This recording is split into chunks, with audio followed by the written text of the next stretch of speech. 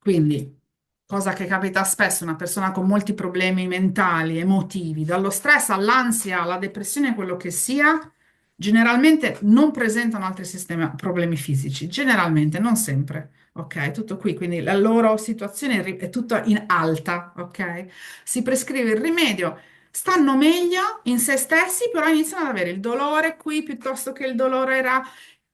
E per me questa è una buonissima risoluzione di cura, perché vuol dire che piano piano stiamo scendendo e stiamo uscendo dal corpo, ok? Quindi per me anche quello è molto importante seguire i pazienti e spiegargli come, cosa stiamo cercando di fare e che certe volte si fa un passo indietro, tra virgolette, perché ne stiamo facendo due in avanti, Mhm. ok? E che non esiste, almeno per la mia esperienza, un processo di cura lineare. Mhm.